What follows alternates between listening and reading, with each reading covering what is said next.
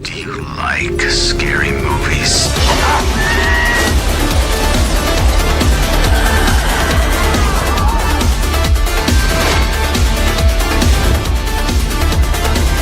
What's in the box?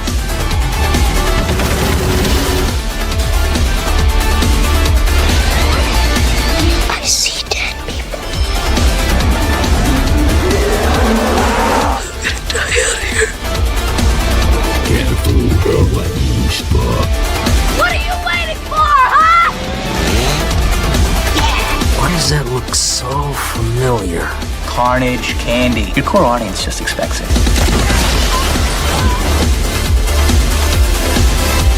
Barbie, eat your heart out.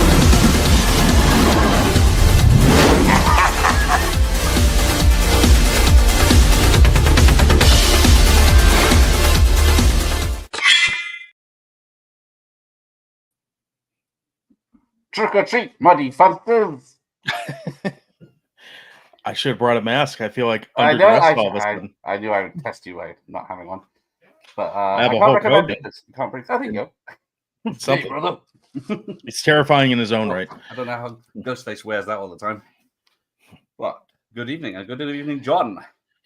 Hey, glad to be here. Thanks for. I feel like this is long overdue. It is. It's been. We've been trying to get together for a while now. Time zones are a son of a bitch, aren't they? They are. So I'm going to bed, and he's just getting ready for his evening. So there you go. it's usually how it goes. But I'm glad to be here. I'm glad we can make this work. Now your other half from the podcast is had better things to do apparently. Yeah, apparently spending time with your children is important occasionally. So, and I know we both told him to blow that off, but I respect his decision nonetheless. So. Maybe next time we'll come up with something he can join in, I suppose, if you let him. I'm sure he's here in spirit, and he did. We recorded yesterday on one of the movies I think is going to come up, and he expressed that he was a little bummed that he couldn't be here for it. So I'm sure, he'll. Although birthday cake is good, I'm sure he's thinking about mid-90s horror in his heart. So. I'm sure he's on the bouncy castle right now. I don't know about that, but if he is, I hope someone's videotaping it because that would be pretty funny. So I will give that 4 hot dogs. But here we go. We'll just welcome everyone in. Howard J's here. It's 90s, some of the best years in horror. Ooh. We'll see about that. Mike Myers is here. He might make an appearance in one of the films. All right, how many sign in the background? Halloween films. There we go. Halloween 2, if you want to watch that instead, is in the background there. Yeah, but it's Rob Zombie's Halloween 2. So it's a commercial at the moment. It looks like. So. Gonna get my truck, gonna get my gun. There it is. Yeah, Josh is here. Some absolute gems in the thumbnail. Probably saw them far too young. That's how horror is supposed to be experienced. Yeah. It's far too young. So. But I had the opposite effect for me. I saw them too young, and the 70s and early 80s stuff, and it put me right off. Hence, the 90s is where I was watching everything. Yes, Dust. Yeah, Michael Myers needs to dust his plate. It's been a while since we've seen Michael Myers anywhere. So, Ian's here. The late 90s. That was the era when I started going to the cinema with friends and weekends. So, he should know. Ian's not well known for knowing the films we do on this channel, so you might have seen some of them. Yes, most of these have been ruined by Scary Movie. Well, yeah, that's true. There's more popular films, so that's usually where I feel at a disadvantage as opposed to stuff that that people haven't heard of. So exactly. Mike's here. Good evening. Yes, jump scare was me all along. I was only one killer in this one, so there you go. Oh, put the mask back on. That's nice. That is. I've seen all of these in the thumbnail. Oh, there we go. Yeah, then I'm just getting blasted. Mike's here. Rob's vintage video and Double A, the faculty. Yes. Is it true a bouncy castle is a jumpy house in the United States? Think so. So bouncy castle here is just like a giant inflatable, basically like child-proof trampoline where kids go and jump up and down. Yeah, and a big inflatable. Yeah. They were just like, yeah, they were shaped in castle shapes to keep the kids trapped in the UK. So we don't talk about the early 90s, yes, where we were discussing before we What went about live. Frankenhooker? That's as early 90s as we get, and that's a classic. Well, I was hoping to discuss Ticks tonight, but I can't. Ah, I was disappointed that I couldn't find any late 90s Henenlotter movies because I know this is themed around the around In Search of Darkness. Yes. And that was my favorite part of 90 to 94. Every time Frank Henenlotter shows up in his Hawaiian shirt talking about all he wants is tits and violence was absolute delight. So The man knew his products. he knew his audience, and I swear every time I watch one of his films, I like the guy a little bit more. So Yep, I think it's maybe we'll have a competition. Take a shot every time a boob appears in Frankenhooker. And, yeah, see how far we especially get. if it's take 2 shots if it's a singular boob. But Charles is here. The Tales of the Dark Side. That was early 90s, wasn't it? I believe it was. I like Tales of the Dark Side. I haven't seen that in forever, but I do remember liking it. So, but yeah, there's the link. You've got 2 days to support the documentary. Dr. Post wants to know: are you in a bunker at A51, Area 51? There you go. I'm in a bunker outside of Detroit, so kind of. He's got a shotgun and a lot of toilet paper. That's right. We're ready to go. So yeah, let's see. Everyone's just mentioning earlier night was Graveyard Shift. I do love Graveyard Shift. Yes, Ebola syndrome. I've never heard of it either. It's one of those pictures in the background that keeps spinning around. I haven't seen that either. Yeah, there it is. It's just a 90s film no one's seen. But must be good. Yeah, Brain Damage. That's a weird film. Full stop. Not having a weird BJ scene. I mean, that's one of the more entertaining parts, though. So all the stories are awesome in that Tales of the Dark. So there you go. Oh, there you go. Ebola syndrome is a crazy cat. 3 horror from Hong Kong. Hence why it's only a few people have heard it. But why don't we start off tonight with one of your picks? What do you want to start off talking about? One of your you're gonna put me on blast. Let's go. Let's get the one that I put on here that I didn't really like, but I felt like it was worth bringing up. I didn't really like the Shining TV series, but I'd be shocked if they left this off the list. So this one is as legend has it, Stephen King was not a fan of the movie that everyone else liked, for better or worse. In fairness, I'm not a fan of Stephen King books because I don't want to read them. Like, that's a lot of effort. And then we got this, which I believe it was a 6-part miniseries, something like that. And yeah, it's a 6-hour at least.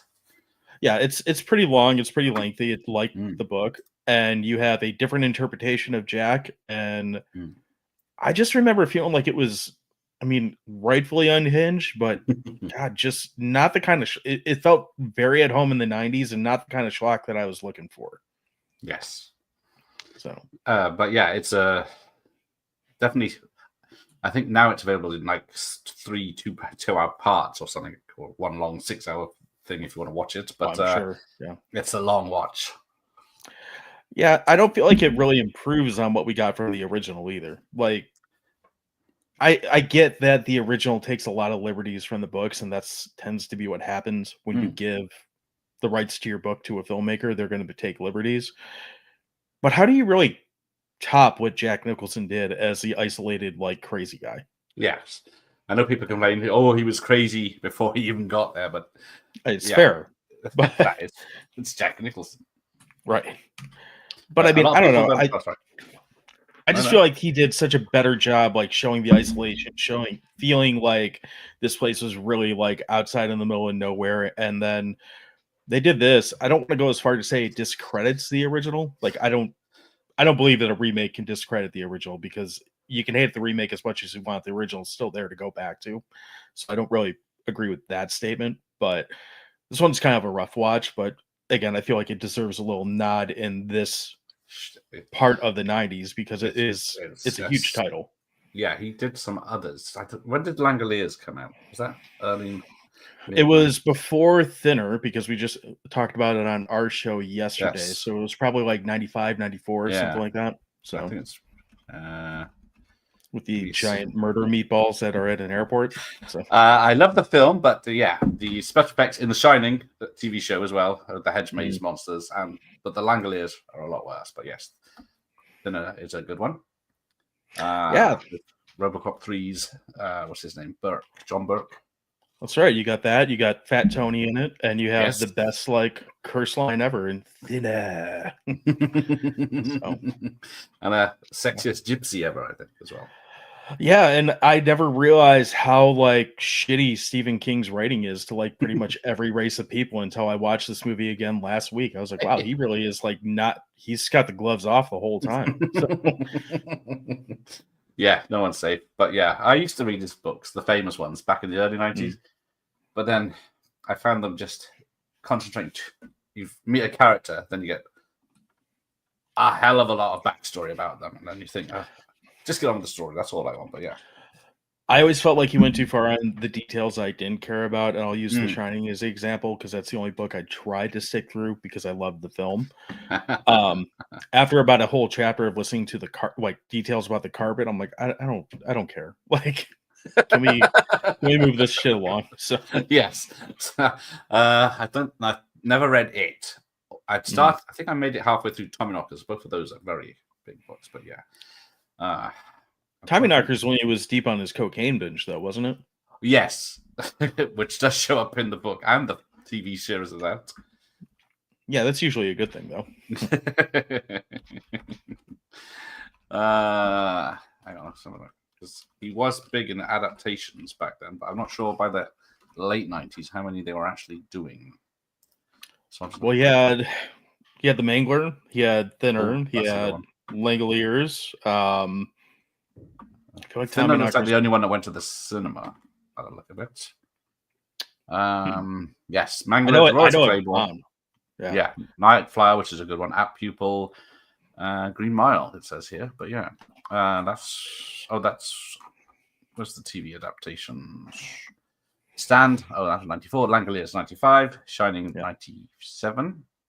I think Mangler with Mangler you said was 95 or yeah. I do enjoy that one. I haven't seen the sequels yet or the prequel or the bloody hell one. I haven't watched those either, but I'll give that movie credit because it's delightfully weird. You managed to take a guy who just won an Oscar and not even put his name on the jacket. And it's actually a movie that shockingly is better the second time around. The first time I watched it, I was like, this is the dumbest fucking thing, and it's taking way too long.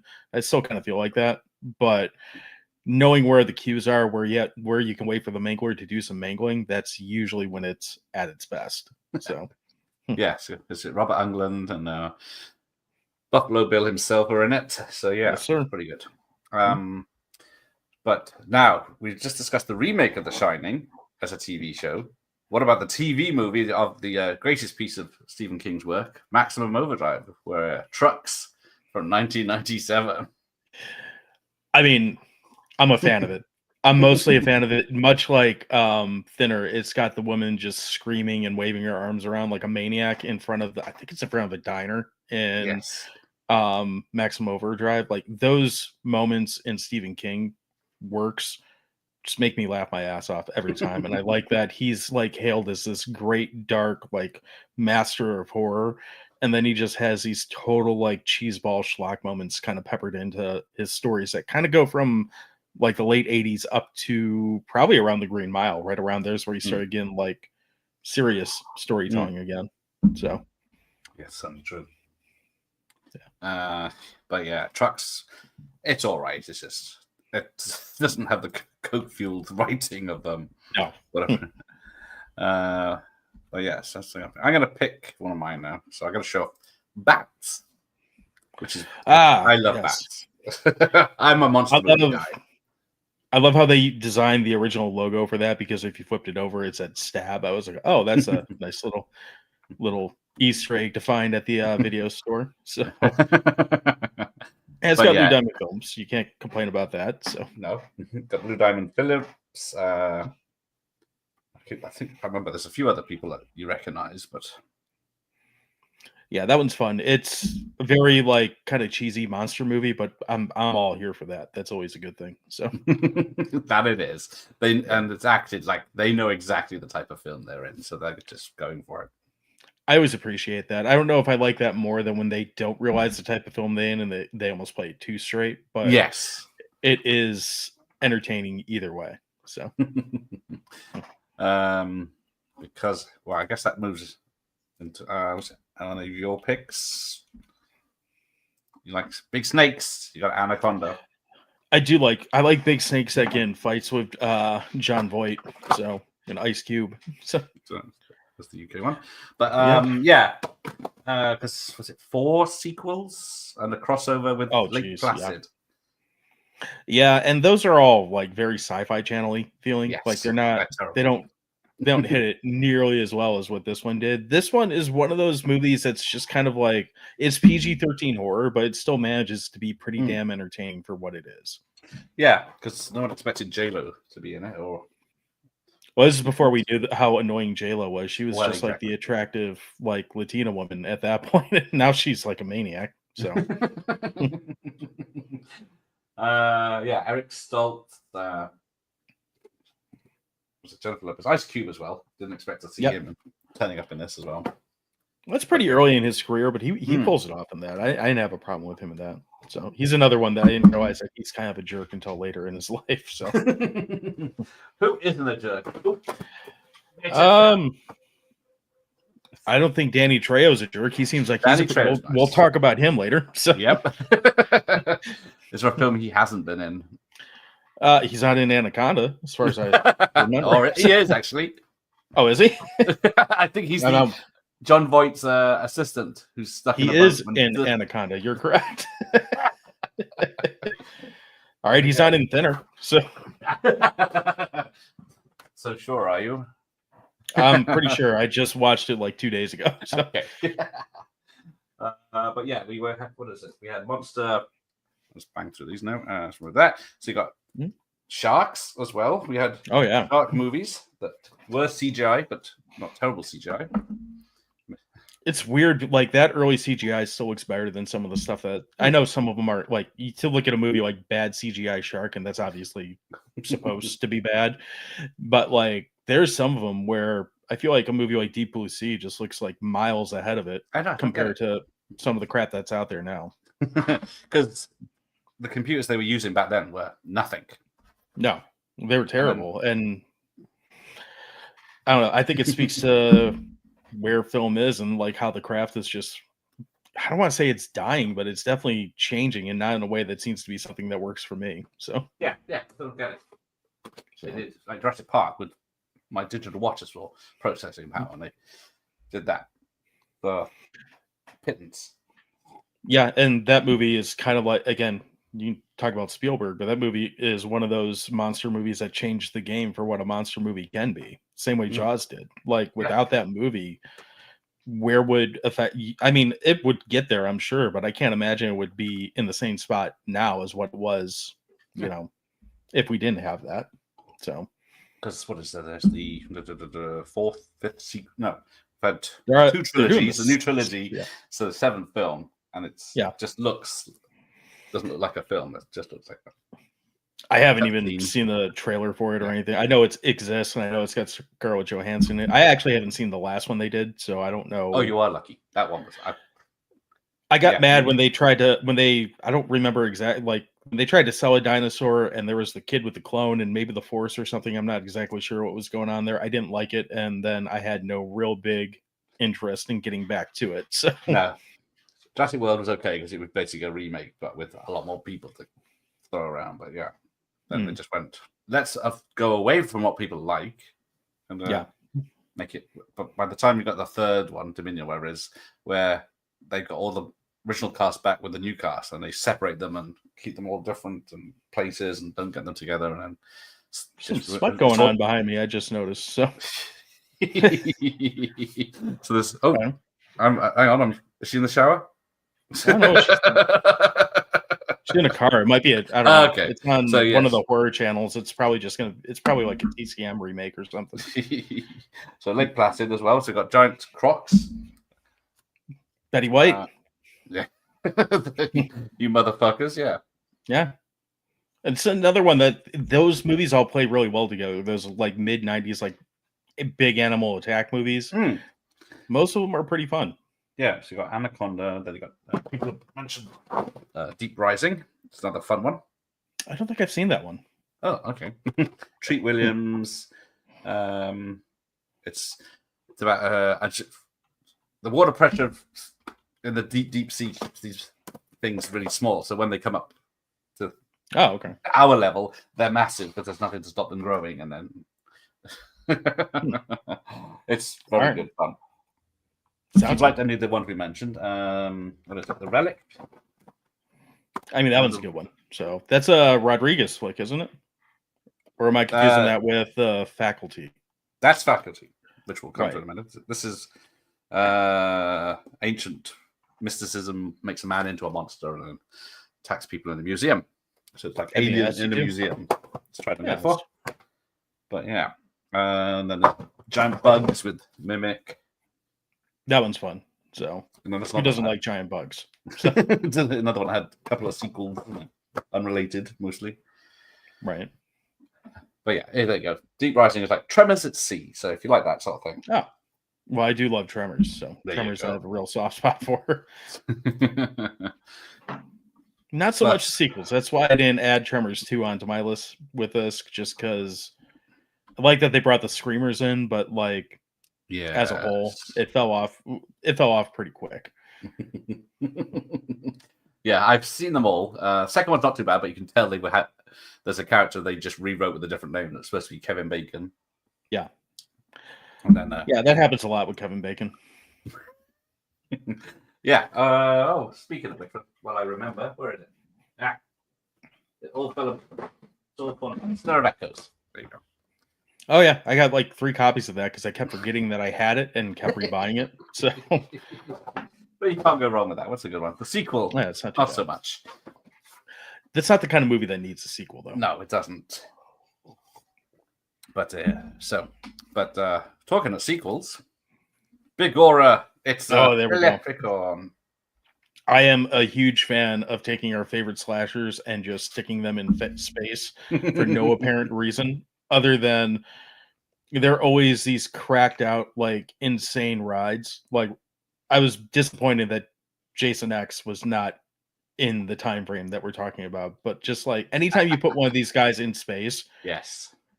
I don't care what anyone says. It's not a death nail for the franchise. It means that your franchise has arrived. And I hate that that puts Leprechaun on such a better level, but it really is just the stupidest, most entertaining movie that is probably of all the ones that I picked.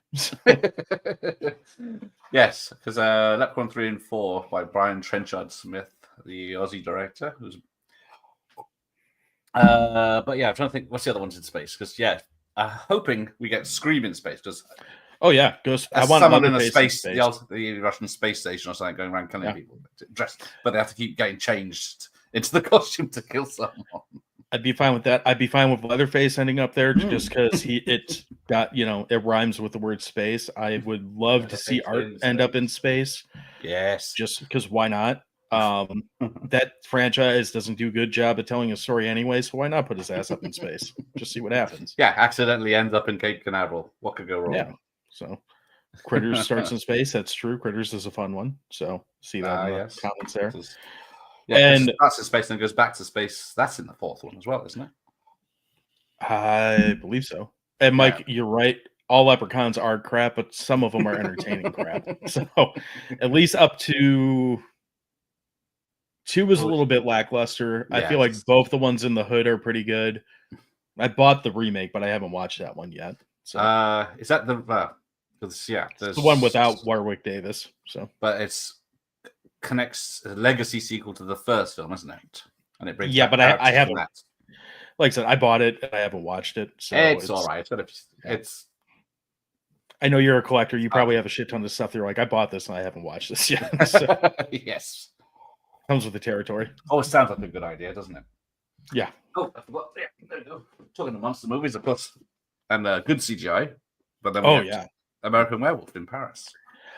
I was on a show recently where someone said that was their favorite werewolf movie. Period. I was like, "Are you sure you don't mean the other one in this franchise?" Got a head injury. And then he followed up with, "Well, I haven't watched American Werewolf in London," and I almost like spit my drink out. I'm like, well, "How have you not seen this one?" And you've seen American. Yeah, I got my phone here. Watch it I was again. sitting here. I'm like, "Are you serious that you've seen the sequel to this and not seen the one that made the genre?" So, clearly, you don't need to see the first because there's a throwaway line where the French girl is the daughter of the nurse from the first film, and right. But it's not. The whole movie's a throwaway movie. But yeah, all the actors said that this wasn't the movie they signed on for, didn't they? I think. I'm pretty sure, yeah. Yes. Freddy in space. Yes, he did have a broomstick in part 6, of course. So he was in the sky at least, and nearly on a plane. But yeah, that's true. I guess he could get up there. So I haven't watched the whole Freddy series in a while. Usually, I watch 1 and 3, and sometimes 2, and then I'm kind of like okay on them. But I wouldn't be surprised if there's several like spots where Freddy just pops up in like a dream sequence in space, because that's kind of what that franchise is. They can do whatever they want. So yeah, as I say, Freddy versus Jason's early 2000s, isn't it? So, right. So let's have a look at some sequels that came out. Oh, sorry, there you go. In space, Hellraiser Bloodlines. Yeah, of course. Forgot to mention that one. That's such a fun franchise once you get past the good movies. So. But after this one, it was let's shoehorn. Here's a script. Instead of put a chicken in, make it gay. It's put Pinhead in it, make it a Hellraiser. I still love the one when they added like 60 pounds to Pinhead. They're like, yeah, that's fine, and just kind of let him go out there as this like very me-looking guy just shaved down with pins in his face. I'm like, this isn't working, but I'm okay with it. So. Yeah, they did like 12 of those, didn't they? Did a shit ton of Hellraiser movies. I knew you were going to ask, but yeah, there's a lot. I can't name them. I can't name them, but I'm looking up how many are actually there are. Right. How are you? I'll look at this. Oh, Ghost says Dust Devil. Richard Stanley, he is awesome, but he was lucky to see a 5-hour uncut version. Yikes! That's because was it Tuesday Fields in that one, isn't she? I think. And Robert Burke is it from Stinner and RoboCop 3. But yeah, there are 11 Hellraiser movies if you count the remake. Is it a remake though, or is it just because another one of those? I think it doesn't really say. I like it better than all the rest of them, so I don't really care what it is. I did mind it. It was 2 hours, but it was. I championed that movie because the actor that played Pinhead came out as very openly trans, and people started giving it shit, like because of that. So right there, I was like, as long as this movie isn't absolutely unwatchable, I'm gonna champion it as much as I can. It was fine. Like it was a little long, but I feel that way about most movies. So yes. But yeah, it was very good. I did enjoy it. I'm surprised they didn't get a sequel, but I think they are working on a sequel for it. I don't know when, but I thought I heard they were greenlit it, whatever that means. So yeah, but then we get The Rage Carrie 2. Oh god, I haven't seen that since it came out, but I was not a fan. Oh, there you go. That must be worth a rewatch. But it's got sort of like Emily Bergel. So I know she's been interviewed for a 90's horror doc. And Amy Irving reprises her role from the original Carrie. Jason London, who's from Dazed and Confused, and Dylan Bruno from Saving Private Ryan. There you go. Oh, perfect. So technically, it's a Stephen King film. But, did he make a sequel? Did he write a sequel for it, or are they just using it based on his character? I just think they use their characters. Right. I think just checking these sequels I missed. Of course, The Sixth Sense. That's the sixth film, I guess. All right, fair enough. Just trying to trick you there. You know what? You could have told me it was, and I don't follow Shyamalan that much. I probably would have been like, okay, sure, whatever. I thought that was his first movie, but I wouldn't be surprised. So, yeah, he peaked then. I haven't seen any of his recent stuff because people just. Oh, I tell you, I saw that one where they go to a cabin. Cabin in the Woods, or knock No, on the it's door, some- knock at the cabin, knock at the Knock at cabin. the cabinet thing, yeah. So you don't know what's going on, but yeah. Nah. Yeah. I think the last one, I don't even know the name of the movie. The last one that I watched of his is the one where there's like aliens or something that make people dumb, and this dude smacks a lion and it just rips his fucking arm off. That was the last one that I watched. What was it, The Happening or something? I don't know. It came out after The Sixth Sense and after like his initial run. It was when Yeah. people Signs. started kind of turning on him. Yeah. So That one doesn't ring a bell. But we had some remakes, of course, from the 90s with a House on the Haunted Hill. yeah, that's a weird one. Like, it's on the one hand, like I am okay with remakes happening. On the other hand, I feel like just leave Vincent Price alone. Like, on the other hand, The Fly's pretty damn good at the Jeff Goldblum version. So there's an argument either way. I don't know, that one. It didn't do a whole lot for me, but I know there's some people that like have a high opinion of it, and yeah, I can't get away from the old shoddy original, black and white, like pushing the lady in the little pool, like kiddie Pool of pool, acid that's like, just lying around, yeah. yeah, all that. So, No safety rails. yeah, why would we need that? So Right, let's get back to one of yours then, I suppose. Oh, yeah. This movie, man. Explain yourself. Isn't it Larry Cohen? Oh, it might be. I don't remember. So on this side of the globe, the 4th of July is kind of a big deal in our country, which I don't necessarily like, but whatever. It was written by Larry Cohen. It's not directed by Larry Cohen. Okay.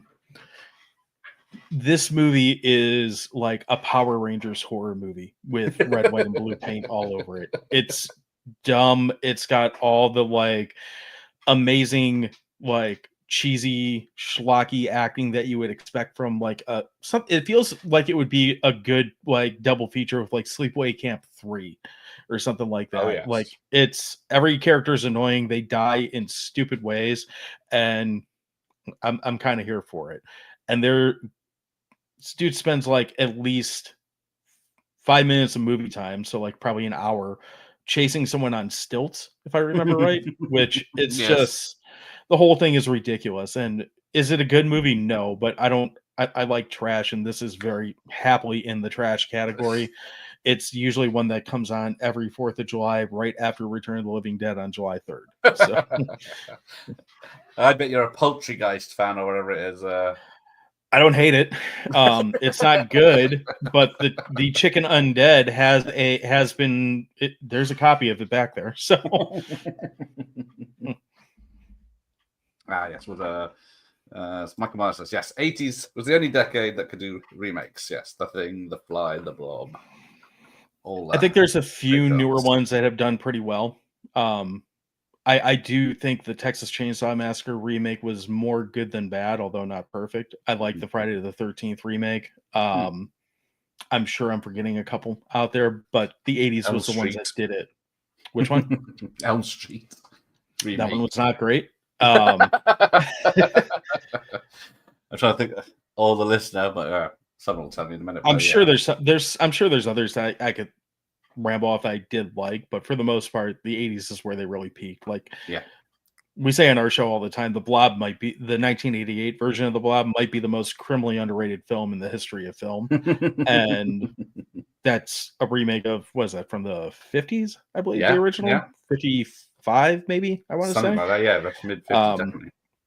But you got that, you got The Fly, you got The Thing. Those are all amazing films in their own right, and the remakes. Yeah. And yeah, the ones in the 90s, there was probably one or two that I like, but I can't think of them off the top of my head. Exactly. It wasn't really the decade for remakes, was it? That was the next decade, wasn't it? Oh, yeah. Yeah, they still had ideas they had to burn out first, like Uncle Sam on stilts killing people. Yeah. Where's that remake? That's due. Get Rob Zombie on the phone. I'm sure he'll do it. Legacy sequel. Let's go. Yeah. But yeah, I was very jealous of the Blob because I wanted to get my fingers in Erica Laniak as well. But yeah, it's a good reason. So, oh, sorry, jump. There you go. So yes, practical effects peaked in the 80s. Yes, and then they went with CGI, which wasn't ready in the 90s. There's some exceptions, but yeah. Again, we already said, but Jurassic Park's kind of like the apex like example of like the perfect blend of computer and practical on it. When you do both, like Terminator 2 as well. That's what people. Terminator 2. It's like all CGI or nothing. Yeah, and I don't know if you've watched this yet. I mean, they're still doing this mix of it. Like I just watched that new Fear Street Prom Queen, and now when they mix it, it's just like it sticks out like a sore thumb. It's painfully painful when they mix the CGI in now. So you think Netflix had a budget where they spend $300 million on that film no one saw recently? If they did, that's a damn shame that they couldn't have got again, this is my big complaint. Like if you're gonna put all this 80s paint on it and try to make it look like 80s, granted it ends up looking like a 80s themed party as opposed to an 80s movie. Oh, it did, yes.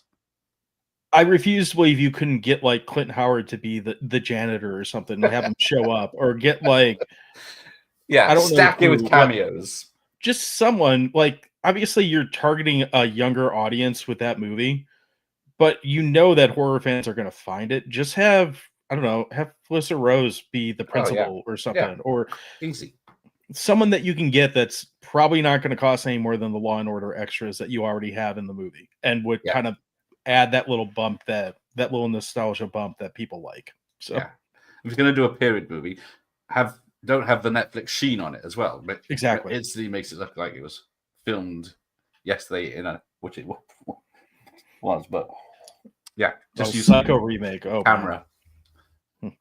Psycho remake. That's good. I almost put that on my list. So. I watched that for the first time last year, I think, just to see it. It's exactly what it says. It's a Psycho remake, shot for shot, almost. Biggest thing that always weirds me out about it, two things, is Anne Heche's butthole is visible in it, so that's interesting. That was a shock when I saw that. I thought, how did that get away with? And Vince Vaughn as Norman Bates, it's just fucking weird to me. And I think that's more so because we know Vince Vaughn is like this comedic actor for the most part. Even though I actually did like Freaky. He did that. I was going to mention Freaky did very well in, didn't he? Yeah. The killer and the comedy side of it. Yeah, but seeing him as like a straight horror role I wasn't ready for it then. I haven't gone back to it, so I don't know that I would be now. So yes. Talking of werewolf movies, discovered Bad Moon the other night, which is quite good except for the CGI. Yes. Yeah, so he does change. I think when he does the change, it is CGI, but I think most of the rest is just practical. But yeah, that does stick out quite bad. I mean, werewolf movies are always like a hodgepodge of like, you have your really good ones and the rest. When it comes to the transformation, I don't want to go like, I'm a big fan of the movie Silver Bullet. Which obviously that's about 10 years earlier, but that werewolf looks more like a guy in a bear costume than a werewolf, if I'm being honest. Yes, he does. It is. It's definitely a bear costume, not a werewolf. So, I mean, your actual wolf on screen is, generally a buyer beware type situation. Yeah, because you get Howling 2 where they have ape costumes. See, I love that one because they're like, you know what? We made a pretty good werewolf movie. Now let's do it again, but with cocaine. And Eastern European. Yeah, I prefer that one over part one, honestly. So do I. It's more fun. Like Red Brown, Christopher Lee. It's crazy as fuck. Makes no fucking sense. Yeah. It might not be the better film if you were being like technical about it, but it's definitely more fun. So. But yeah, Sybil Danning's tits 17 times at the end. Oh, for sure.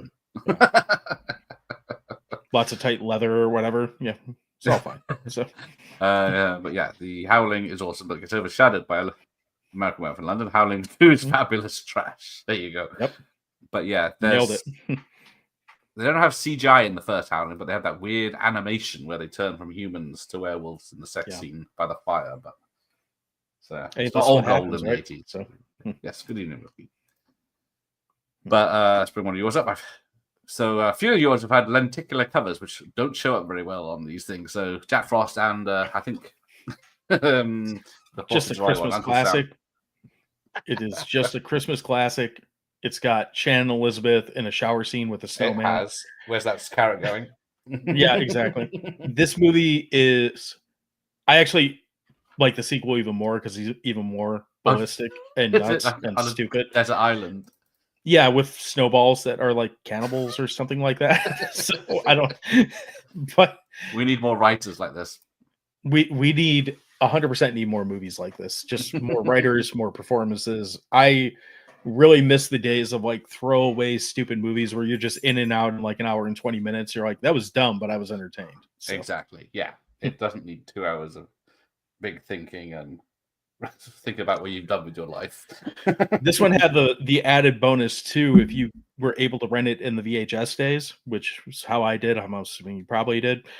If you went to the video store, you could crack open the other Jack Frost one, the Michael Keaton movie, and flip the tapes, and ruin someone's Scar evening. children, So, yeah. yeah. Or both people get ruined evenings.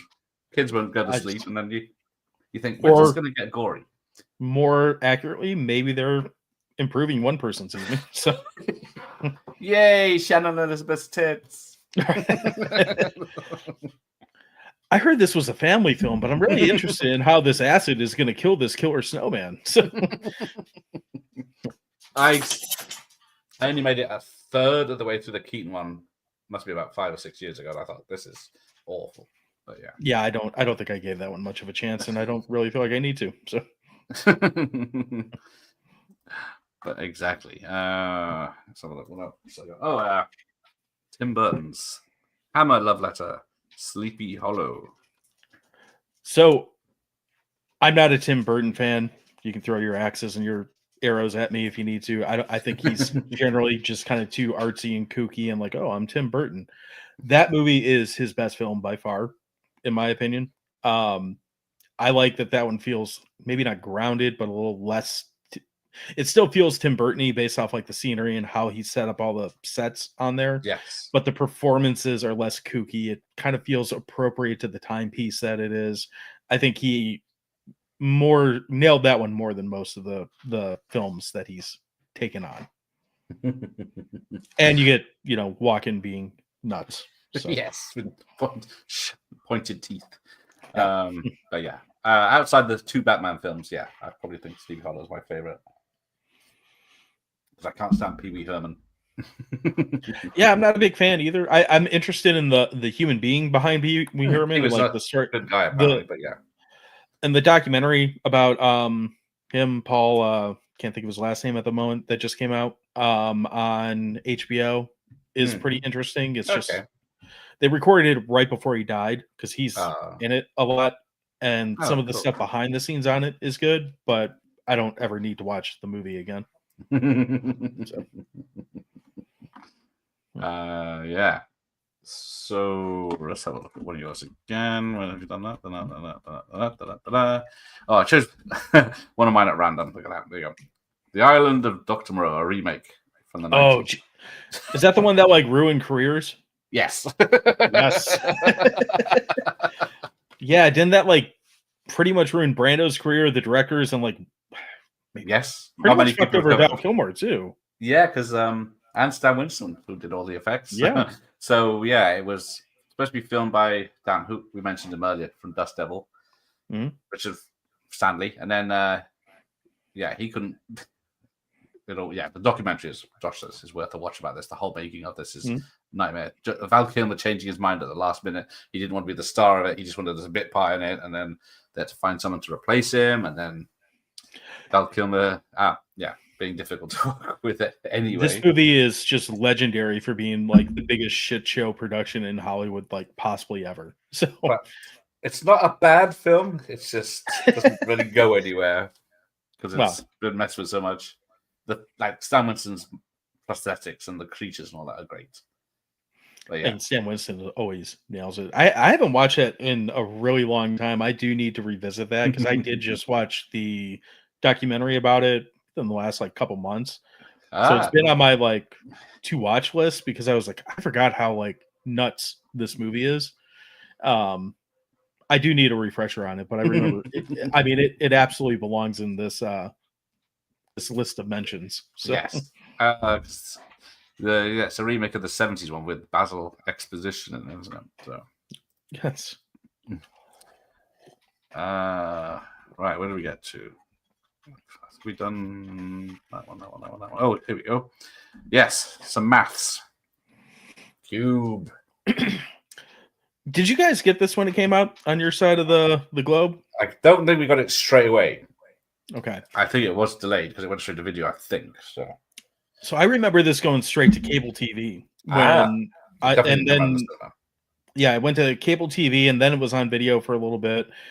And this is one of those examples of like hyper indie film that just absolutely nails it.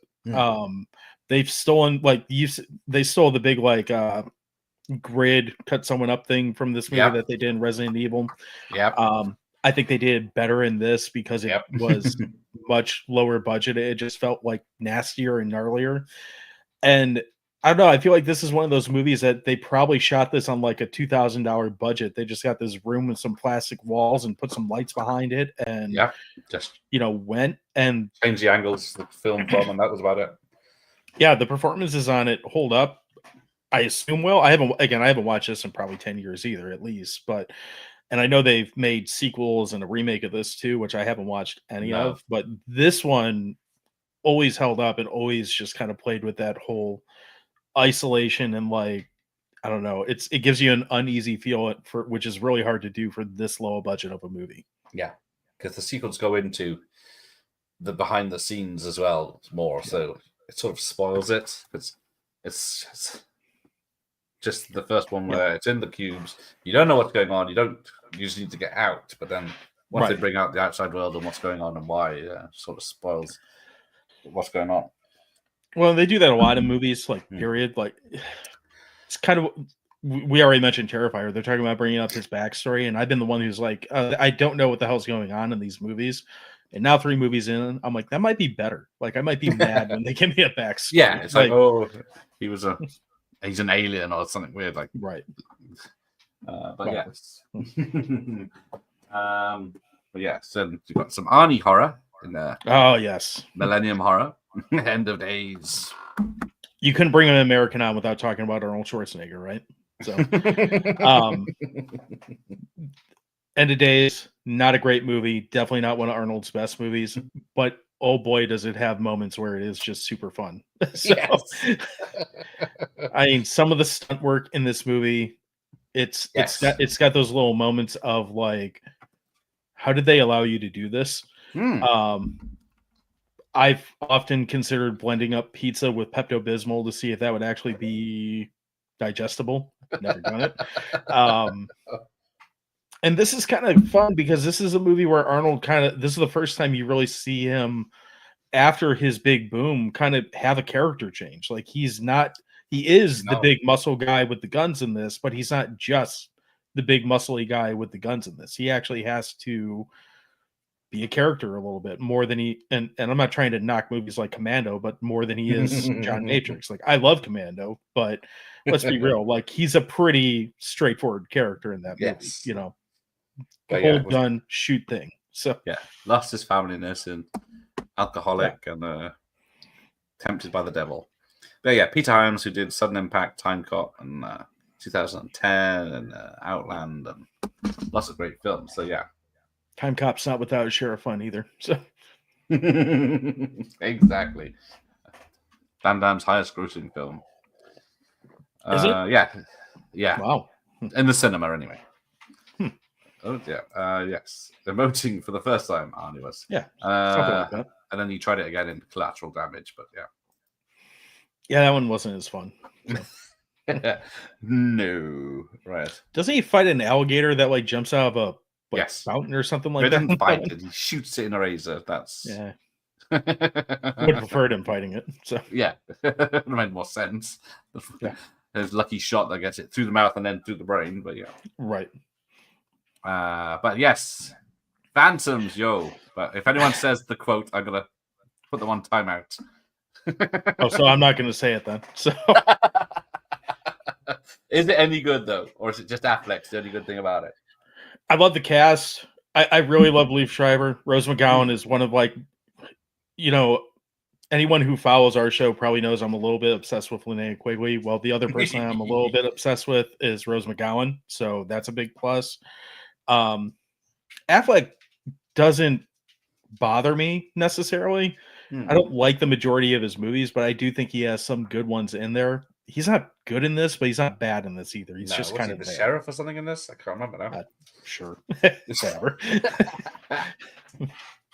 He's there. So, But yeah, it's definitely not a movie that you turn off. It's fine. So yeah, it's a short film. I think it's barely an hour and a half. yeah, It's got Peter O'Toole as well. Yeah, and I can't remember who the other girl is that's on this cover. Yes, I'm Camera's trying to blocking it. Joanna Going. Oh, yeah, there we go. Oh, there it is. I can see it now. It's bigger on my screen. Yeah. But yeah. And then the stupid poster that the floating heads, which we'll be getting to in a minute. I mean, that's a very 90s thing, right? Yes. So. Yeah. We'll get to the reason for that in a minute, I'm sure. Have you ever seen that documentary about the art on posters? Just like how poster art has evolved from like the 70s up through current. It's really interesting because it really breaks down the, like, if you look at movie posters now, the majority of them, and like the Marvel posters are the perfect example. They're all these like epic ensembles of the people that are in the movie to draw you to it. Yeah. Where before they'd have something either more, sometimes they would have that, but sometimes they'd have something more artistic or something more like eye-catching or whatever to do it.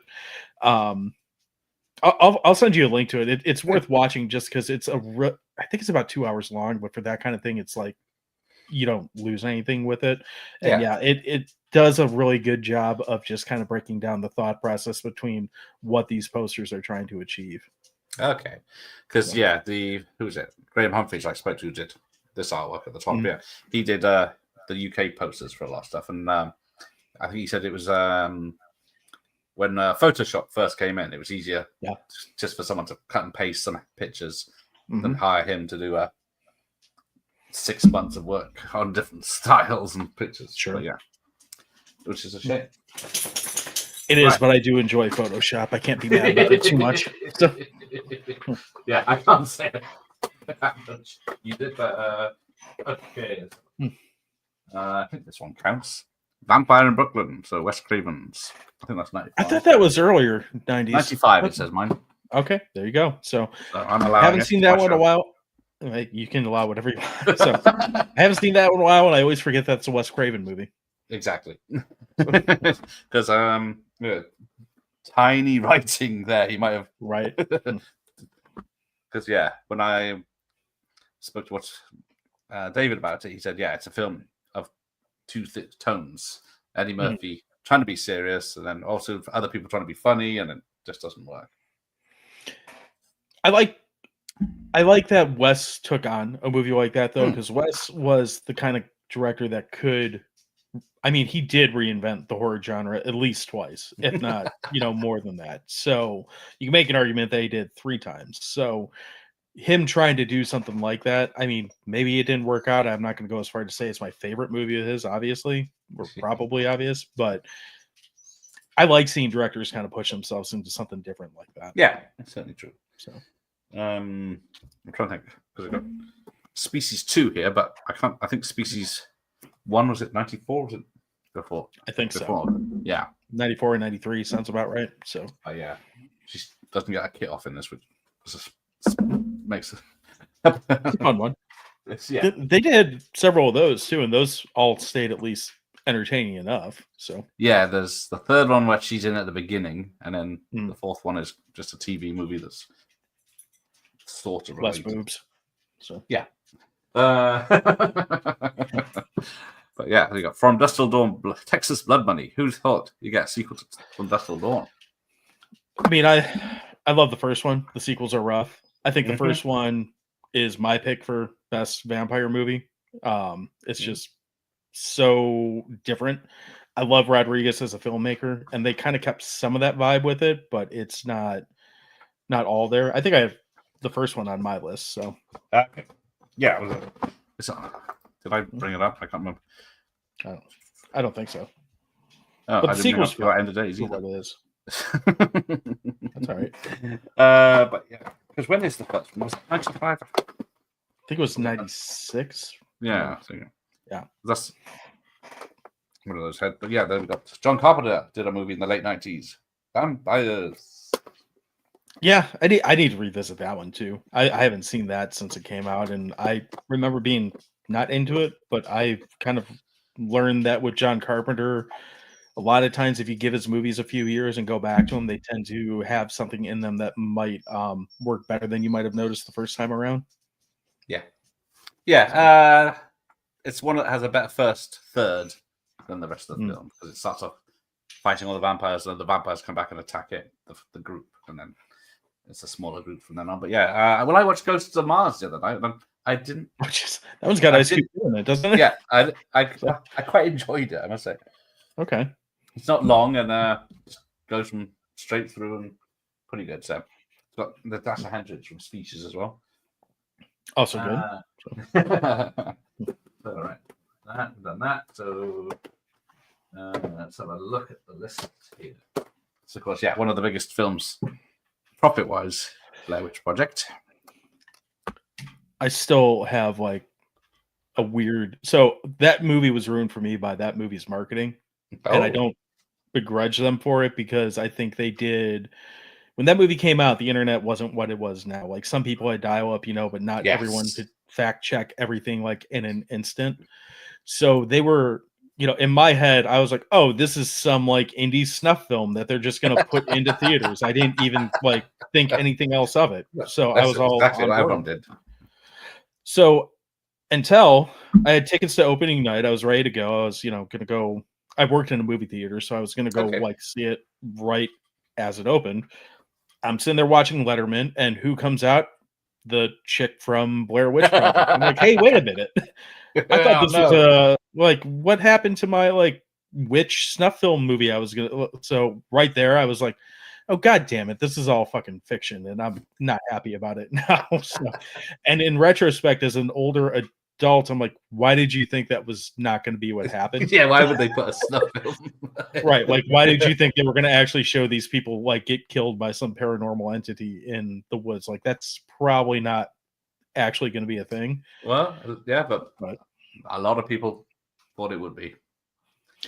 It was genius at the time. Like I said, it's one of those things that you can never get away with it now. Like it would never work now, like to get people to buy in like that. So the fact that they just pushed it like that, it is really smart. But like I said, for me, that's what ruined it is her showing. If she had shown up on Letterman the next day after I'd seen it, no problem. But before the movie, I was like, oh shit. So yeah, because the three actors, they changed their IMDb status to missing and deceased, possibly deceased. Right. So if you fact check these sort of things, it would, but then bringing them out on oh shit, wasn't the best idea. As Michael Morris is in the chat, it's got to be done. Well, what is the title to this film? Was that? How do you want me to answer that? I call it Halloween H2O. So exactly, but I think the official title is H2O 20 years later, or is it Halloween 20 years later? I think it might be. I think the H2O is just a background image. I just always call it Halloween H2O, and I like this one because see, there we go. Yeah. I put 2 Halloween movies on my list for 2 very different reasons. So one of, I mean, I'm a fan of the franchise, but this is the movie that made the franchise a good franchise again, not just a bizarre cult with rocks and some guy wearing a black suit. Like this one kind of brought the movie back to credibility in the horror realm, in my opinion. I will never for the life of me understand why it took them up until, I mean, I guess either 2018 or was it 2009 when Rob Zombie, whichever mask you like. Yeah. I don't know why it took them like 25, 30 years to get the mask right again. I've never worked that out. It's how difficult is it? Yeah, well, and again, That's always bewildered, like been weird to me. And this one's not the worst offender of it, but it's definitely not the best mask either. Hmm. Although isn't this the one that has the stunt guy with the Ben Tramer mask on, or is that This is where I get confused. I think it is, isn't it? The I think it and it is, has but I the could be CGI wrong. mask for 2 seconds as well. So I think it's in this one too. Yeah, the Yeah, CGI so- mask is the fucking worst. But yeah. But I like this one. I like the little subtle nods to Psycho that are in there, how they bring that back. This feels very I don't remember what year this came out, but it feels like a very good like double feature to go with Scream, the first one. Yeah. You know, it has that same modern feel to it, but it just does it really well. And I know Jamie Lee Curtis doesn't like horror movies, but when Jamie Lee Curtis does this kind of horror movie, more often than not, I enjoy them. So Yeah, it's because it did everyone back at the day, because I saw it in the cinema, thought that's it, franchise over. Michael's dead. She got him. I would have been content with that too. Like if that was how the franchise ended, I would not have been complaining. So. No, it does have LL Cool J in it from Woo and Baps apparently, so there's a bonus. He's okay in this. He's not as entertaining as Busta Rhymes in the next movie, but he's okay in this. So Yes, good old. I probably didn't even know he was a rapper. But that's how I laid my hand. Was rap really a big thing over in on your side in England, or was it? Well, I was in the countryside, so so not so much. There wasn't many hoods. Right, let's go through. I think I did. Did I get? We haven't done that one. Spoilers. There you go. You're going all over the place. I missed this. I put these in the wrong order. Yeah. So, Curse of Halloween. This movie is. I mean, this one is the one that, outside of the two Rob Zombie movies, the one that I was just livid with, because I was like, how the fuck are they stopping Michael Myers with a circle of rocks? That's what they're going to do in this movie. They're going to stop him with some damn rocks. Like, and again, I didn't really know Paul Rudd like we do now when this came out, but he's fine in this. Like, I don't have any problem with him. I really don't have any problem with the majority of the characters in this. Just the way this storyline goes, and quite frankly, the whole Cult of Thorn angle that they try to do for, they say 3 movies, but I feel like it's really 2 movies. It's just dumb. So it's dumb, but it's still a Halloween movie, and it's got its moments. It's still a Halloween movie. Yeah, it's got its moments. So yeah, I still watch it. But yeah, it's 2 because everyone was excited for the producer's cut, but is it that much different really in the end? I have the producer's cut. It's not that different. It's fine. But like I said, the movie is dumb before we get to the ending. Changing the ending doesn't fix everything that precedes it. So that is true. But yeah. So we've done 6, so that must be time for 7. So I feel like this is one of the movies that defines the 90s as a whole decade. There's 2 that are both on this list that I think are in there, and this is one of them. I still feel like Brad Pitt's too pretty for this movie. Yes. But I'm a big David Fincher fan, and this is the movie that made me a big David Fincher fan. I like Alien 3 too, but I like this dramatically more. This was his first proper film for him, wasn't it? Yeah, I think so. It's his first I did everything film on it. That's it. Yes. I think everyone just nails it so well in this. And I know Kevin Spacey's a creep, but his performance in this, there's one other movie that will make me say this. His performance is just fucking creepy in this. It's unnerving. And now I've seen it so many times that you just kind of what the beats are. It doesn't really do that now. But the first time you're I'm not sure I'm scared, but I'm certainly uncomfortable by this guy, and that's hard to achieve. So, because there's no on-screen kills in the film, is there? I don't actually. Now that you say it, I don't think there is. No, it's a very clever film. Yeah, it's pretty good. Bits of torture in it, but you don't actually see it happening, I guess. No, so. And a good jump scare as well. Yeah, there's some of that. There's good, like, just the look of the film. Everything's still like wet and gross in this movie. It just plays really well. I'm a big fan of movies that like make a city just look like an absolute shithole. And I think a lot of like, I think like movies like The Warriors or Oh yeah. Frankenhooker or even Action Jackson, like the way the Oh, cities look in that, they all look just like disgusting and run down and like beat up. And I don't know what city. I assume it's like Seattle or something because it's always raining in this city, but I really yeah. don't know what city it's supposed to be. But just the like grimy look that he built this world up in, it does so well for this movie. Okay. Yeah. I couldn't remember, but yeah. So John Doe gets killed. I think he might be the only uh, one on Do they screen. actually show it? I thought they I'm show trying to the think if they just gun. bang.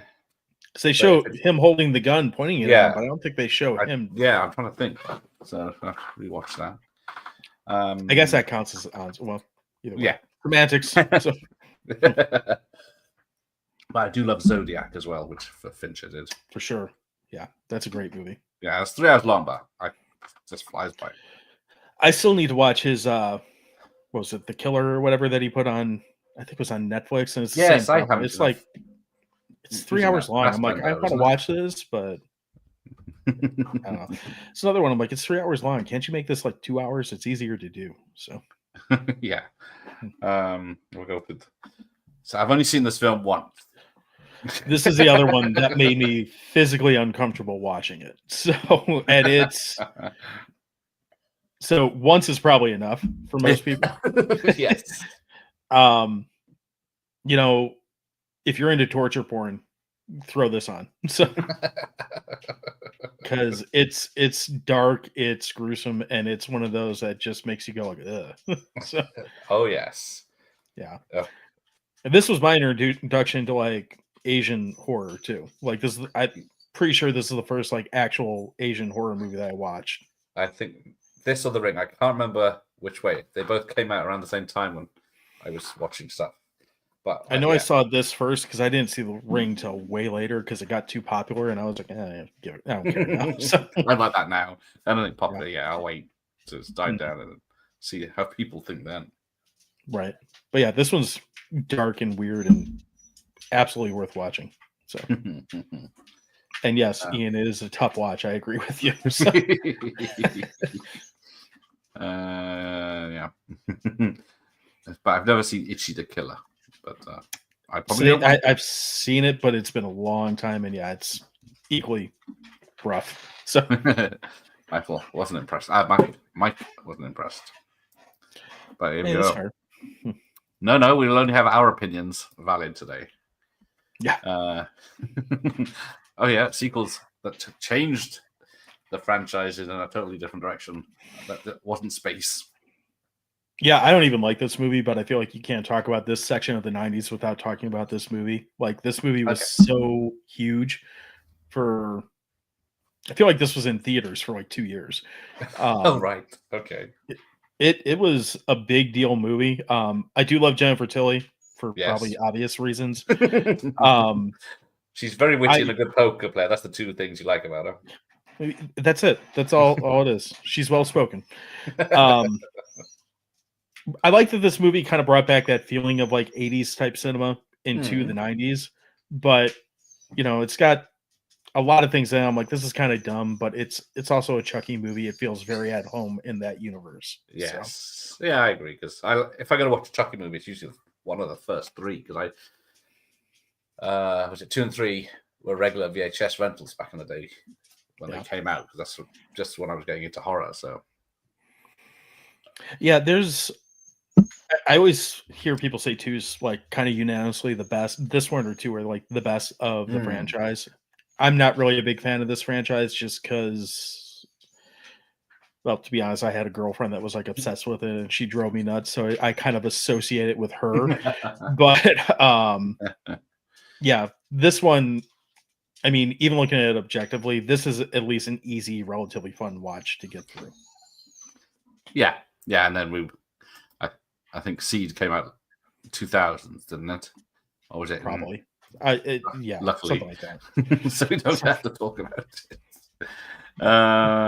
So I think we've caught up with most of those. We'll do one more I've got here. Tales of the Crypt's Demon Knight.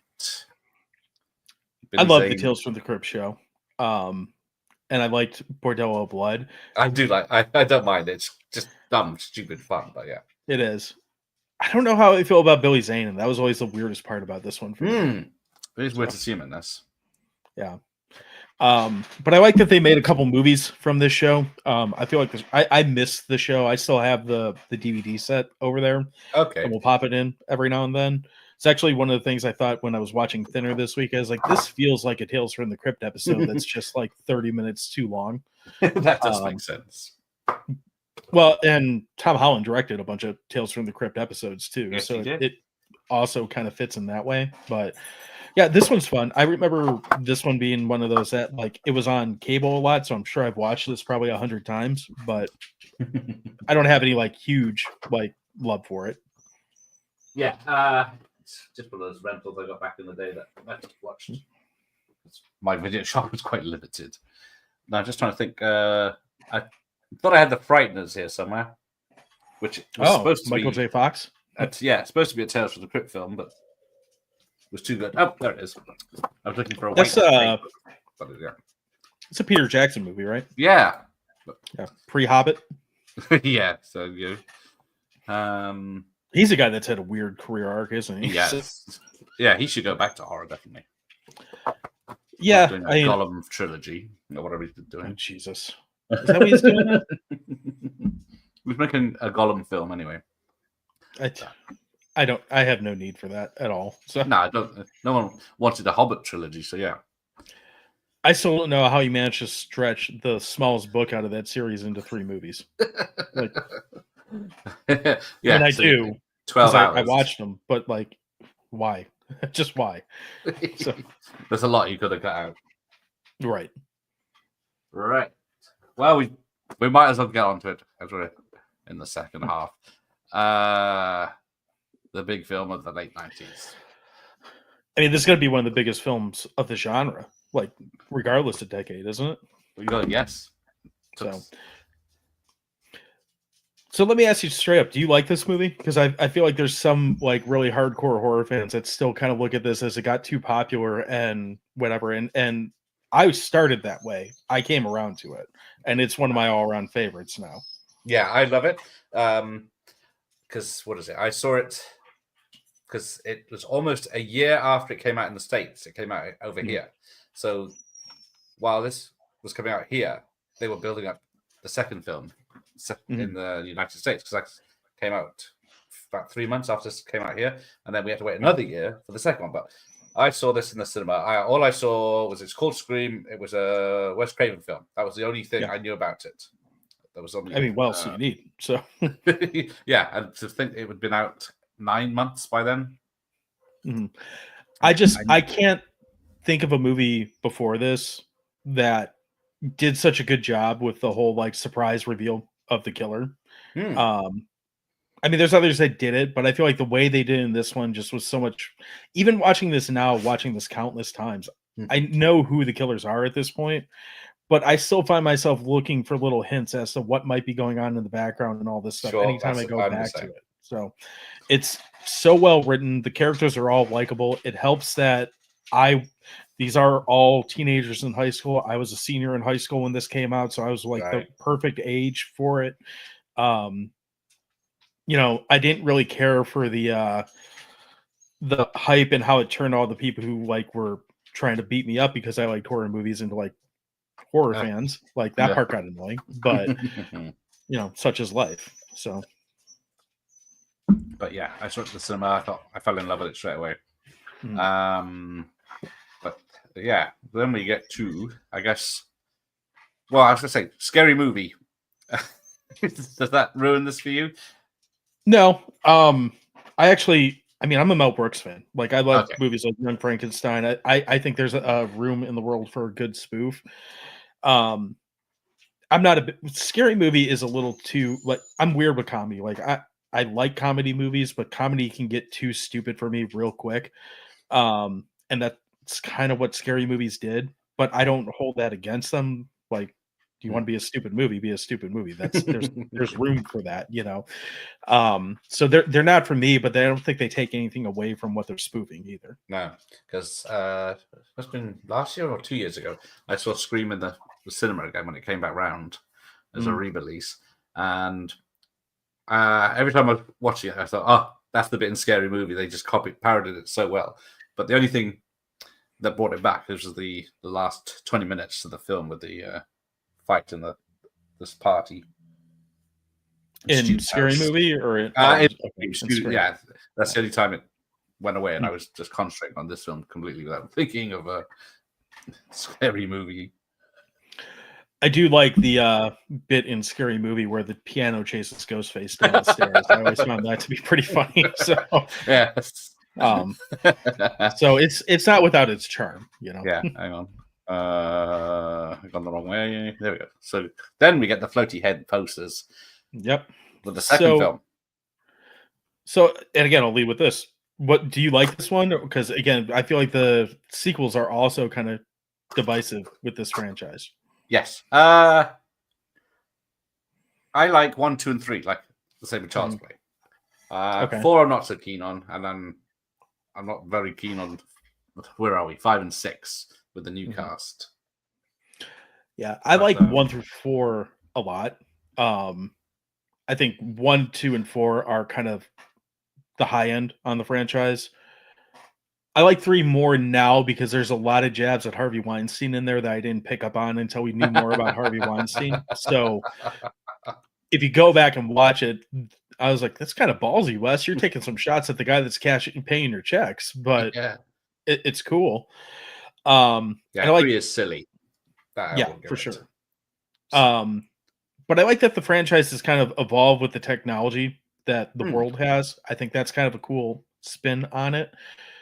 I liked 5 okay. I hate seeing the Billy Loomis hallucination. I feel like that's just really stupid. It throws me right out because they just haven't got the look right. Yeah. And I do like 6, but I hate that 6 totally punks out when it comes to killing off cast members because it's a fucking horror movie and these people just got stabbed like 70 times and they're alive. That's not how these work. I mean, that movie, I went into Scream 6 hoping it was going to be a departure from the franchise in the sense like I wanted to see it just go like we got that trailer or that still that had Ghostface holding a shotgun. Yes. I was like, this is going to be different and I'm 100% here. Like, let's do it. Let's go. Yeah. Doesn't need a knife. It just doesn't go nearly as, especially in like a year that came out like across like a Terrifier movie and all this. It's like you have an R rating. Take advantage of the fact that you have an R rating. Like go like if you're gonna make a horror movie, make a fucking horror movie. So yeah. But exactly. And now I don't know what they're doing with 7. That's probably gonna be a disaster too. Yeah, there we are. Up shit creek losing cast members for a start. So yeah. They're gonna have to redo the script and Josh, yes, Courtney's Hair in Part 3 is its own horror movie. So yes. Right, because then we get on to, of course. Yeah, so I just watched that whole trilogy like maybe a month or 2 ago. Yes. Yeah. There is a third film, people. Yeah. And the TV show. I didn't watch the TV show. One episode. And then that was it. Too much. Yeah, those just felt like Scream clones to me. Like they're okay. Like they never really, kind of like I just said about Scream 6, they never go hard enough for me. Like I always wanted more out of them than what we got. Same with Urban Legends. Yeah. That's a trilogy. Yeah. I'm trying to think of the other ones. Cherry Falls I had here. Yeah, there's Faculty. Went a bit sci-fi, but still same sort of thing. Yeah, well, and that's what happens when you get a hit. It's the Halloween effect. As soon as Halloween was a hit, then we got all the 80s slashers. As soon as Scream was a hit, we got all the 90s slashers. So yeah. Because was it Williamson did Faculty and Halloween H2O, didn't he? And Scream 2. Yeah. So he was rich for a while. I feel like the Scream sequels hold up better than the majority of horror sequels, though. Like, if you look at the big picture of like the Halloween franchise as a whole and their sequels, maybe not the Friday ones because I'm biased, but I'm sure if I wasn't biased, I could make that argument. Just the amount of at least up to 4 when Wes was still behind the Yeah, whole that does production. help.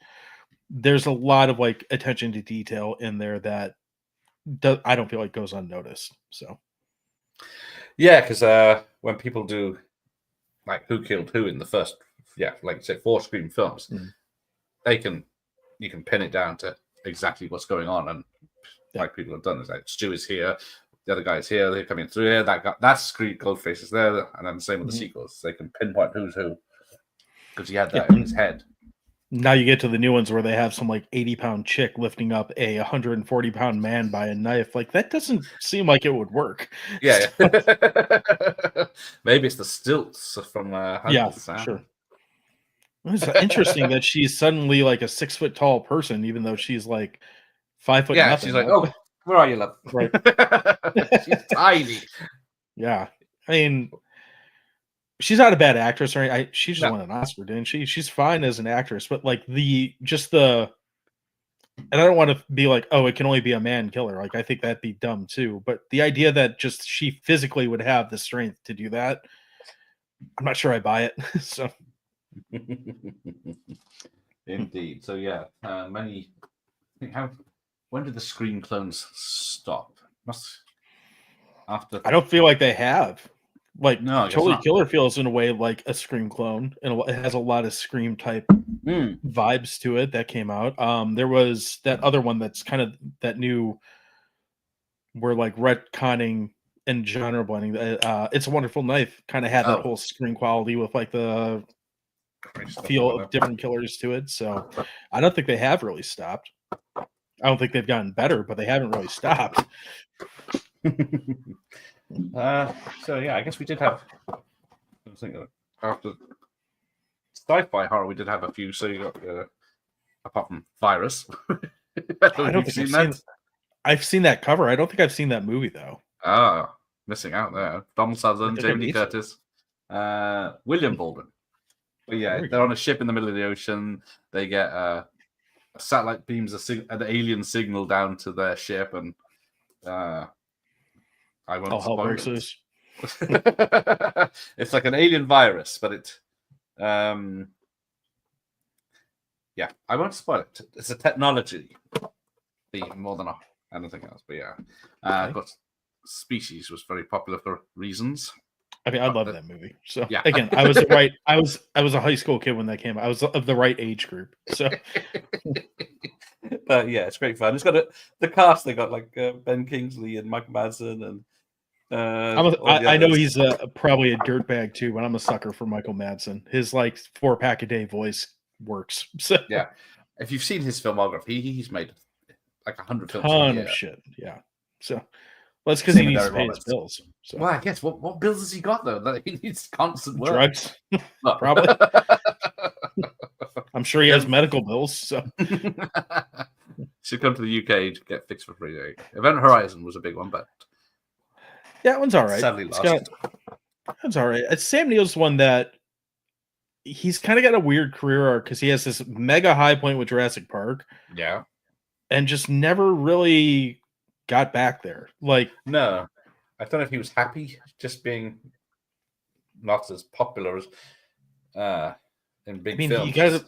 I feel like if you have a movie like Jurassic Park under your belt, you don't have to work again. I'm sure he makes plenty on residuals from that alone. But yeah.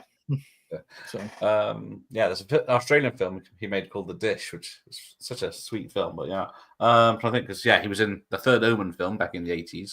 That's a dark one. What was that movie where he was like a mental patient or something? In the Mouth of Madness. I don't know that was it. Trying to pull it up now. Yeah. I don't know. I just remember him having like a bunch of writing on his face and wearing a straitjacket and getting thrown around by people. So, Dick Park was great. Yeah. Shame to destroy the footage from Event Horizon. That is true. Stupid people keeping it in a salt mine in Romania or whatever it bloody was. What? for Event Horizon. Yeah, they've made the film. It was Mm. shocking and violent and gory, so they cut all that bit out, and then they stored the cut bits in a storage unit off in the middle of nowhere, and it went rotten. Well, that's not any good.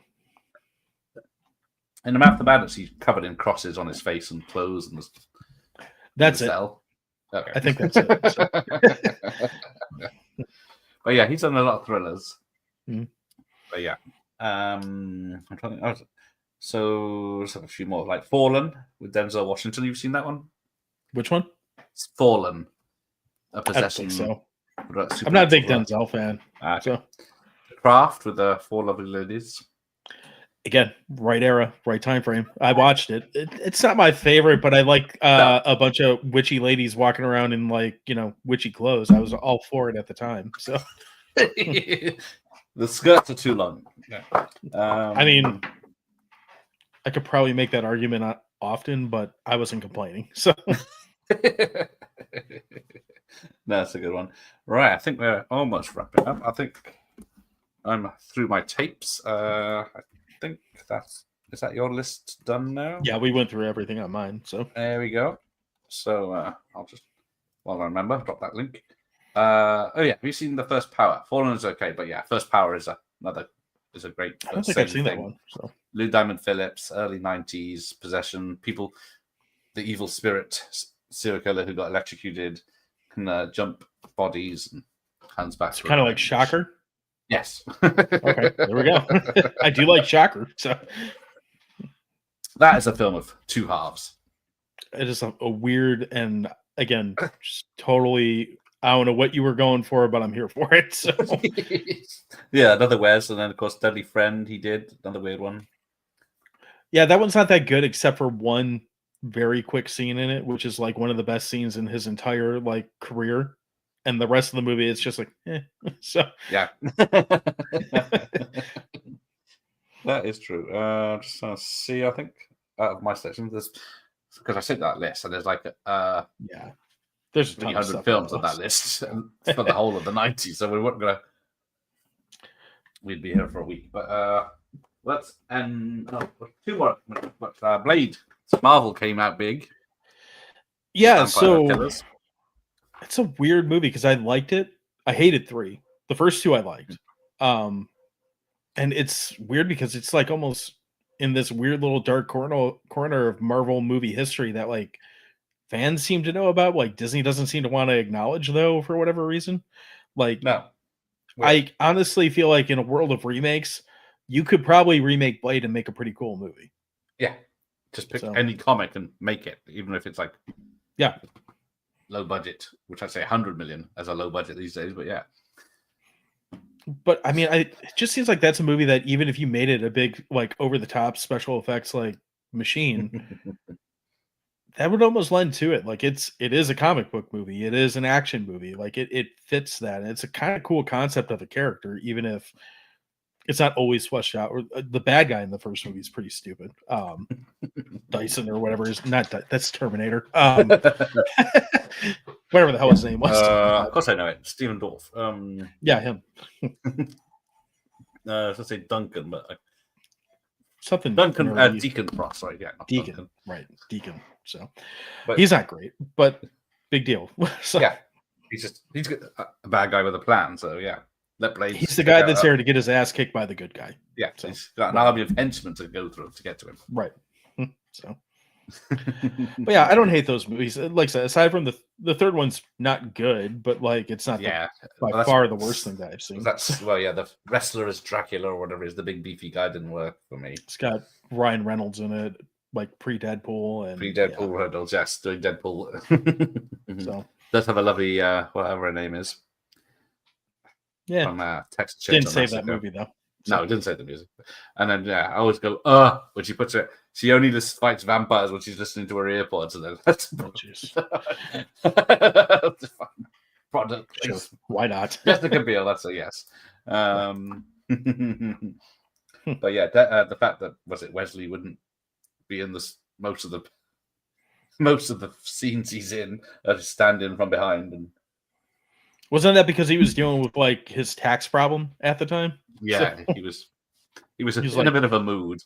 And right. there's a bit where they had to CGI eyes onto him at the end because he wouldn't open his eyes for the shot they wanted. Yeah. Stuff like that. Wouldn't come out of his trailer and all sorts of stuff. But yeah, He's another one that's got like a weird career arc because he seems like a weirdo, but he also has this major like legal hurdle in the middle of his like where he should have been like banking. yes. He's like, I'm just gonna get put on a I can't go back to work list. So yeah, so he sort of was it like New Jack City and stuff like that, and Wildcats, Major League, early 90s. Demolition Man. Blade. Yeah.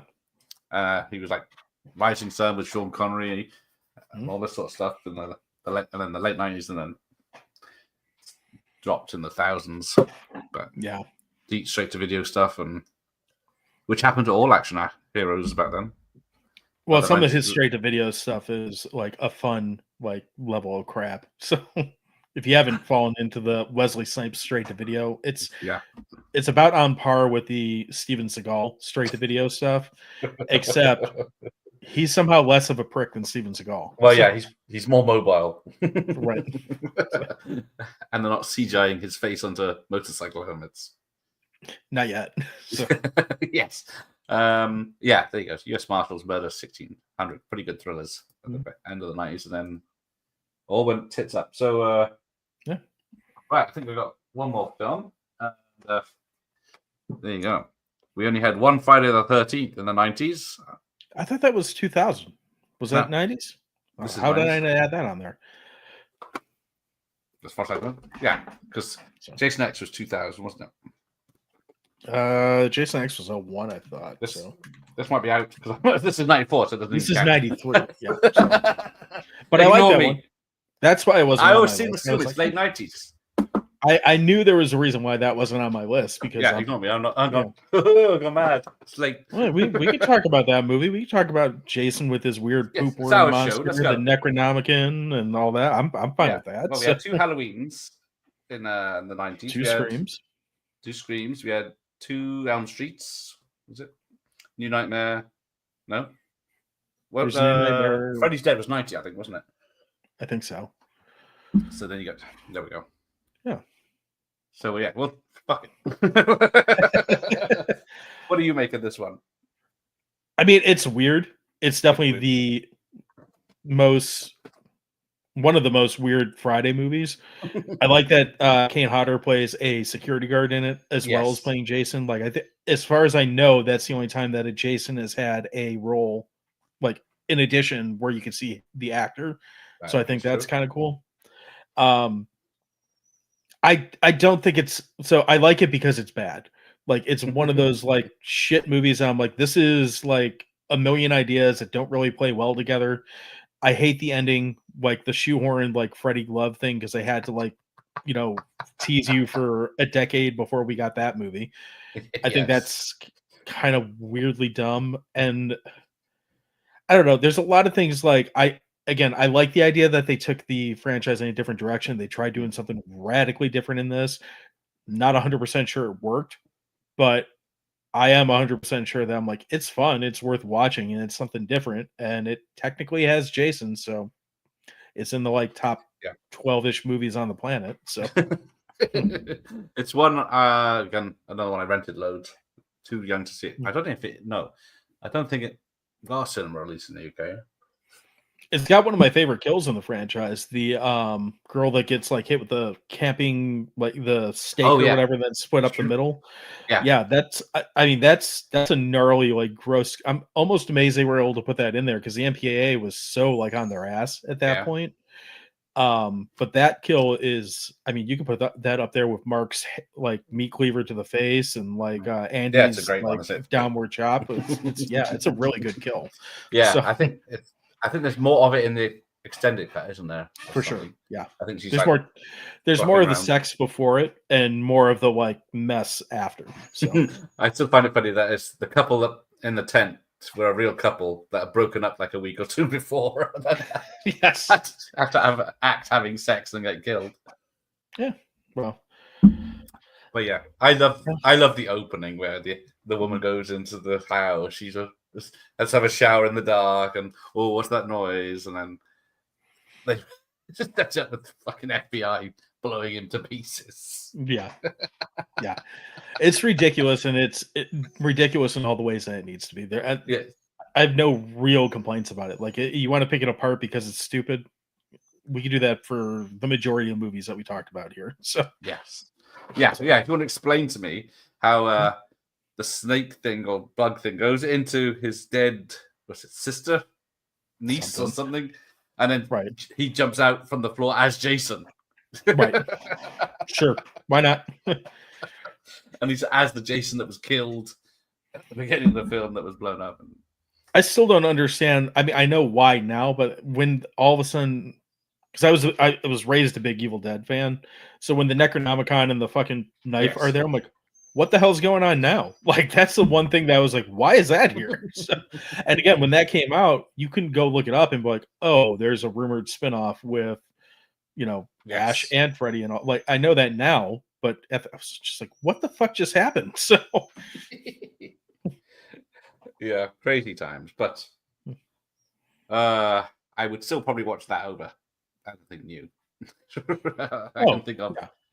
Yeah. For the most part, yeah. So there's very little recently that's tempted me to watch. I'm looking forward to OnlyFans this summer, which should be out about a month at this point. I know you talked to I know you talked to Angie and Paul recently, and Jessa, right? Yeah.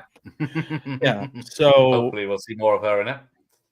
Oh, I'm sure. So I'm at, I mean, if her performance in Murder Size is anything, then I imagine this is just going to like top that. So, but that's really the only movie that's coming out this year that I'm really excited about. Like everything else, there's stuff that I'm like, I'll watch it, but like, I don't know that I care. So, no, I'm still lucky that I'm going back like the 70s and 80s and 90s and finding action and horror films that I've never even seen or heard of and really enjoying them. Yeah, we do a lot of that too. We find a lot of garbage we just talked about The Manipulator, which is absolute garbage, but a very weird movie to begin with and was well worth an hour and a half. So, but yes, so let's do a shameless plug for you now. The Dewey Pod Monster. There is two people when they can be. There is. They're not having being with their family. Yeah, he's 90s horrors. Yeah, he's the better one of us. So he is the humorous one. Yes, I will give it that.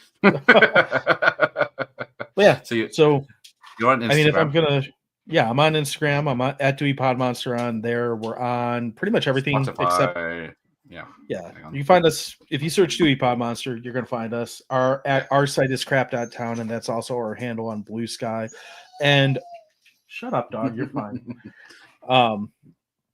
Of course, we're on the You Run Podcast Network. That's actually where I would prefer that you go check us out because while you're there, you can find other great creators like yourself.